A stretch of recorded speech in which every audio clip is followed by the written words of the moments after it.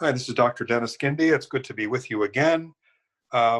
This segment of the video will be talking about cognitive disorders. So this pre-work module, which is module 2D, will be discussing cognitive disorders. So the learning objectives here are, hopefully you'll be able to build an awareness of what cognitive disorders are, and you'll also become aware and develop a familiarity with what are some of the symptoms that are associated with dementia.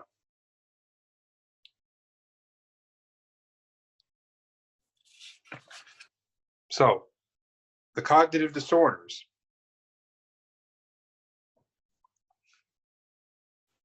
They're basically known more technically as neurocognitive disorders.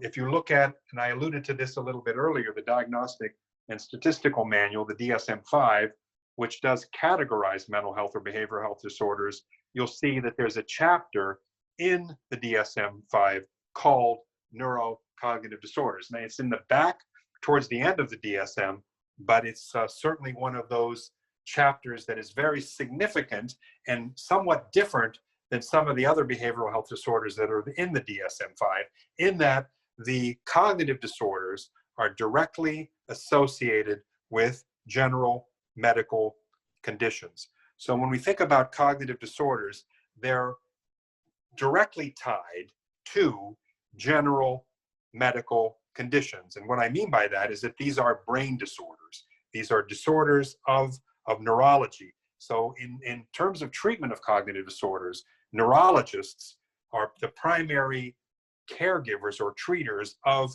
cognitive disorders. That's not to say that we don't have a place in this as well, but considering that these are general medical conditions, these are effectively treated by physicians. So, cognitive disorders affect abilities in many domains. They're very common in elderly individuals. And again, I want to say it's not normal for someone who's older to necessarily develop a dementia. Also, dementias are not specific diseases. We'll be looking at a chart very nicely that shows that there are lots of forms of these cognitive disorders, and that there are a range of symptoms that directly influence how the brain functions.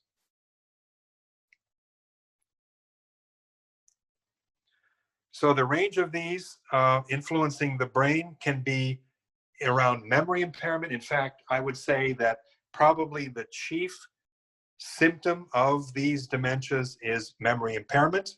There's also impairment in intellectual functioning, which interferes obviously with what that client can do in terms of their activities and relationships, and also difficulty with problems maintaining emotional control. So obviously when someone has a dementia, that the inability to remember can be, you can imagine, can be very frustrating for that individual. And there could be, many times there are, difficulties in maintaining emotionality. There can be, the client can experience personality changes. They're not the way that they were before. And there can be even behavioral problems associated with dementia, including agitation, delusions, and hallucinations. Again, very similar to what we talked about when we talked earlier about the psychotic disorders. And typically, as the dementia progresses, the person requires more and more care. So this chart very nicely shows you the different types of dementias that we have. There are obviously many different dementias. Obviously, the most common one is Alzheimer's. Again, what I want to stress is that all of these are directly caused by a general medical condition. So this chart talks about what some of the symptoms look like for each of them, the pathology in terms of what the causation or the etiology is, the age symptoms that these are most likely to be reported, and how these dementias affect life expectancy. So this is a very nice chart that sort of breaks down the different types of dementia and talks about what they look like, what the medical etiology is, and then finally what the life expectancy is based on them.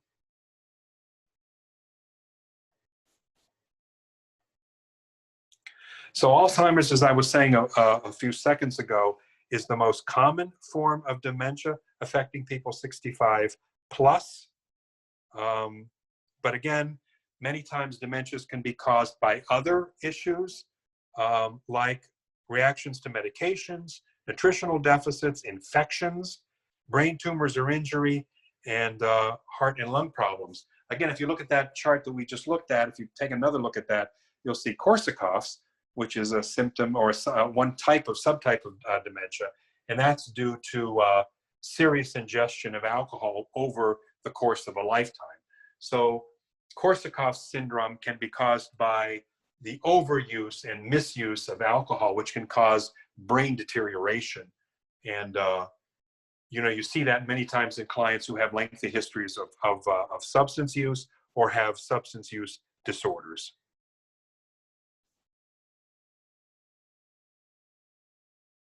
The treatment for dementia typically are medical treatments, typically done by neurologists, as I said, because these are general medical conditions or caused by general medical conditions. Unfortunately, the treatments that we have do not cure or many times reverse the damage. What they do is that they can slow the progression or they can improve the symptoms. And the medications that we have can improve the quality of life.